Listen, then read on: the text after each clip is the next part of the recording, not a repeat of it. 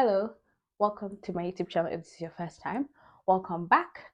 If this is not your first time, today I'm going to be talking about some of my current favorite young adult series. Almost all of them are complete except one, and I'll get to that one later. So the first one I want to talk about is Strange the Dreamer. This is by Laini Taylor, and so in this book we follow Laszlo Strange, who is an orphan and also a librarian, and he's always dreamed of this mysterious city called Weep. And then basically, he gets an opportunity to go to Weep and basically solve this mystery that has happened there. And yeah, and just what happened in Weep and all of that. The writing again, like the way she writes is just excellent, and I don't know, the worlds that she creates are very, because I've also read Daughter of Smoke and Bone by her. It's very whimsical, yet also has like a dark undertone as well. And so I think it balances it really well. And she really deals with, like, I think this is a thing I noticed, like, the cost of like war and violence and breaking the cycle of violence and choosing like a better way going forward. And I just think that the way she, like, when I was reading this, I was so transported. Like, I was lost in the world. Like, the descriptions, and it's like I just want to live here. Basically, I was so transported. Another book, they're not the same really, but I don't know. When I was reading this book, I thought a lot of about the Night Circus, which is another book that I really enjoyed. It's a very evocative sort of writing where you feel transported. There's a very strong sense of atmosphere. Basically, that's what I'm trying to see. So yes, and also the characters you meet, they're all heartwarming in their own way. And even the sequel like really expands the world. Like, the sequel is, how do I say this, but it's almost like there's, I feel like there's so much more she could write in this world, honestly, and I would look forward to that if she ever decided to continue, because there was, yeah, basically I loved this too. Like, one of my first reading experiences where I was just like, oh, this is what you can do with writing. Like, this is so, transportive. Anyway, then the next one I'll talk about is Fireborne by Rosaria. But that this channel is going to be dedicated to making sure that as many people read Fireborne, because I need fan art of Fireborne. It needs to become super popular, and I also want a special edition. So that's my job here, to make sure that everybody reads this series. Anyway, so what's Fireborne? In Fireborne we follow our two protagonists, Annie and Lee, 10 years after a revolution, and so the old regime was um overthrown, which was like a triarchy. So there were like three rulers. Anyway, and so we follow Lee, who was the son of one of the rulers, but now he's, gone to the orphanage. He managed to survive the revolution and the killing of all his most of his family members. Anyway, and then we follow Annie, who was a serf, and so in this world there was kind of like a bit of like a caste system. Anyway, serfs were like the low bonds, like the peasants, like they were treated horribly. And so now both of them, due to reforms in this new regime, are able to attend dragon riding school. And so they both met each other at the orphanage, and it's always been between them like this kind of, not like they know that, they come from very different classes. But anyway, so what happens? The instigating incident basically occurs when some of the survivors from the old regime that I mentioned come back, and they basically want to take back the kingdom. And so we just follow Annie and Lee. I've just follow, especially Lee, because he has, where do his loyalties lie, and seeing, understanding what his family has done, but at the same time, obviously his family, and Annie also having to deal with, because she cares for Lee very much, but at the same time, his family did so much harm to her family. I just follow the complex dynamics of their relationships, but not also that, it also deals with a lot with like how to rule, and we deal with like propaganda and controlling people and allowing people to have a voice, or should everyone have a voice, and things like that. And it's very, very like political. I think maybe in the authors and everybody was like, if Plato's Republic had dragons, basically. So there's a lot of like political intrigue, and what is right, and the characters have a lot of like decisions and stuff to make with themselves. And also, one of my favorites, Annie, because you see Annie start very insecure, and like her character arc as she becomes more confident and she goes into herself is amazing.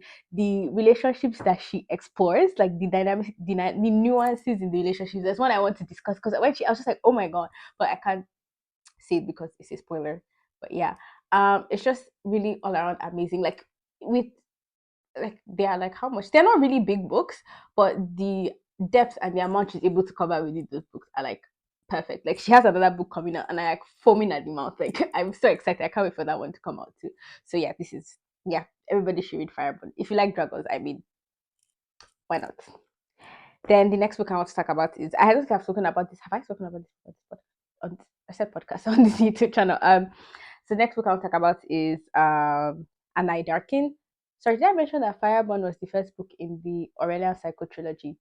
Yes, it is. Anyway, so the next book I'm going to talk about is And I Darken. This is the first book in the Conqueror saga by Kirsten White.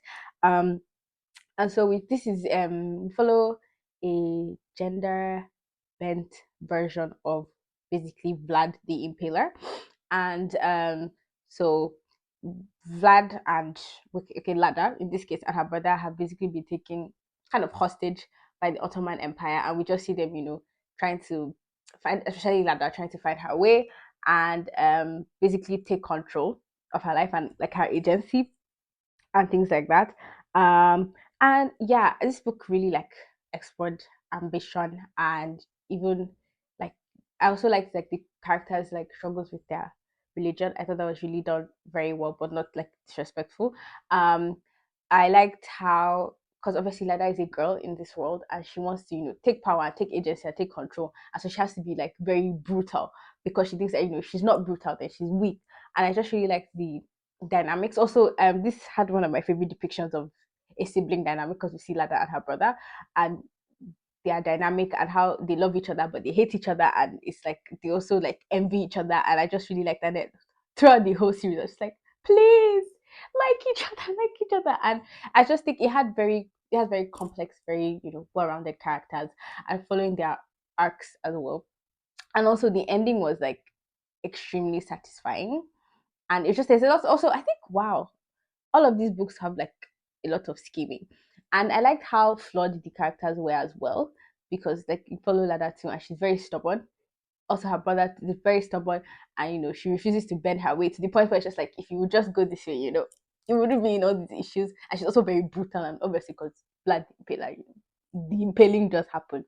But yeah, just following this young man who's trying to find her way in the world, and claim power for herself and claim agency for herself, was just chef's kiss. And yeah, but this is not really. It's kind of, it's not really fantasy. It's like historical fiction, but it's done so well. So either way, yes, I would highly recommend.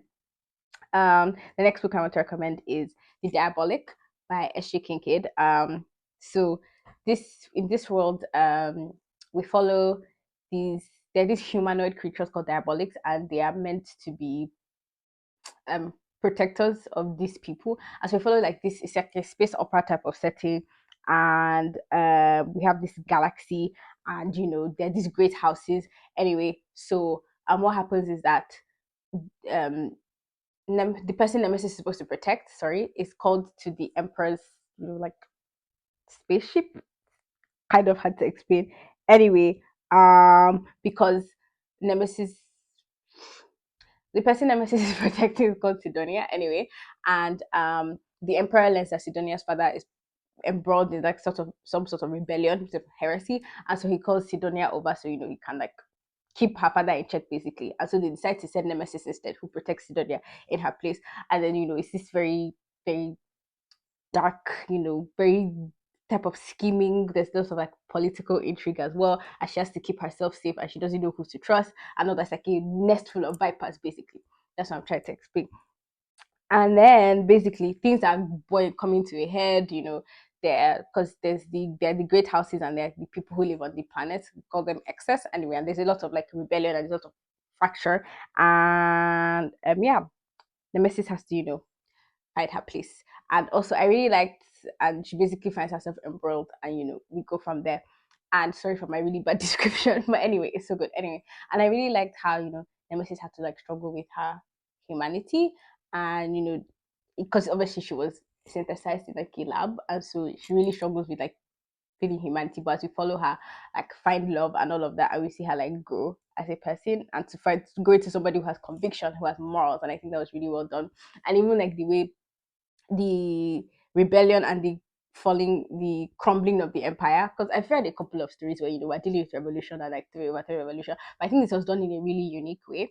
Also, the emotional damage that this series caused me. The second book, the ending had me actually like gasping, like I was like, ah. And then in the third book, I cried twice, and not just like light tears, like I was sobbing, like in full on, like I was in pain. Anyway, and I think it was so well done, and really again There's a lot of scheming, a lot of intrigue. There's also some commentary on religion and you know, just yeah, breaking down of empires and who should be in charge and things like that. Like, should one person have all the power? And just it's just really well done. And she really puts it in the ringer. So if you want to be like emotionally destroyed, yeah. Like, I couldn't stop thinking about this book. I read the third book immediately. Like, I had to know what happened. That's how, because I really stopped like reading series, like binging series. I like to like space them out now. But this one I just had to know. So yeah, that's the Diabolic. Then okay, so this one was not completed. This is Legendborn by Tracy Dion. I think this one is quite popular, so I'm not going to. But anyway, we follow Brie, whose mother just recently died, and then she goes to like this prestigious um program for like gifted high schoolers. But then she witnesses this magic attack, and then one of the people who are involved, one of the mages, tries to like wipe away her memories and make her forget. But then when they try to do that and it fails, it uncovers a memory of that she had when her mother died, and she finds out that there was more to her mother's death anyway. And she basically goes on this investigation, and she finds this other and she finds out that there's this society basically, and she finds somebody who's basically kind of exiled from this society, and then both of them go on this journey to figure out what happened. Reading this book, okay, I remember reading the first book. The It was a bit hard to get into. There was a lot because it has to do. We basically have like two magic systems, and it was a bit like complex. But once I got into it, what really like took me through the story, really grounded me. I really liked Brie as a character. I really liked the depiction of her grief over her mother's death, because I think she had like complex PTSD. No, it's complex. No, traumatic. No. It wasn't complex PTSD. Oh my gosh, I don't remember the name. But basically, a type of bereavement that's just more than more than grief. And I really liked how she explored that. I really liked basically her finding herself and coming into her own and understanding her powers. Yeah, just the one coming of age story. Also, I don't know if like I know like love triangles are not very popular. I know I have a very unpopular opinion that I actually do like love triangles, but that's just me. But I think the love triangle here is actually really well done, and yeah, this one is unfortunately not complete. And next book is a quartet, and the next book is coming out in 2025, which is like such a long wait. But yeah, I really highly recommend Legendborn. And then a an honorable mention, I do because going thinking back when I tried to come up, you know, I had a couple of shows where I was like, yeah, obviously I'm going to talk about this. But then I was thinking, I was like, I really like the way this series ended. And so this is like an honorable mention because this is Furyborn by Claire Legrand. So in this role, in this book, we follow two timelines and we follow these two women. So in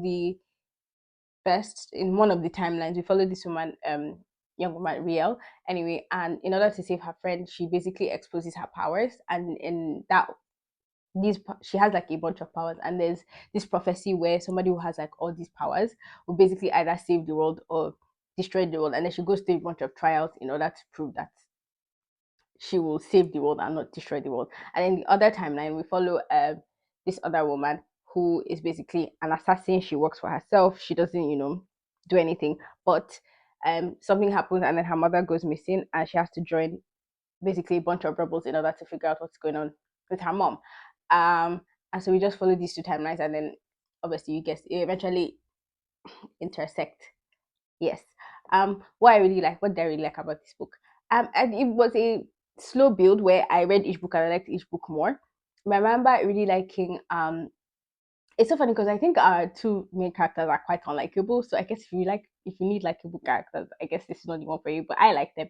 I really liked Riel's kind of arc, and again we just follow these two women, trying to find their place, trying to find their place in this world, and just they're quite unlikable. They do make like bad decisions and all of that, but I really liked and their struggles as well. I'm struggling with like choosing the right side, because I don't want to give too many spoilers about what happens, but yeah, and eventually seeing them intersect was very very satisfying. And just I like that there was an emphasis on like female relationships and female friendships, and yeah, and there was some, oh, is this a spoiler? Probably no, I will talk about it anyway. And I also really liked the ending. I think it has actually had one of the most satisfying endings I've had for a series anyway. Yeah, I really really liked the ending. I liked how everything kind of came together and wrapped up together. So yeah, at first when I read it, I was like, oh, okay. But then the more I think about it now, like I actually think about it, I remember it quite fondly. I remember staying up late to read it. So yeah, it was actually one of my favorites. Yeah, but be warned if you don't like unlikable female characters, I guess maybe don't read it. Yeah. Okay. So yeah, we've come to the end of this video. These are some of my favorite young adult series currently. Let me know if you've read any of them. Let me know if you choose to pick up any of them and if you actually like them. Thanks for watching. Please like and subscribe if you want to, and I'll see you next time. Okay, bye bye.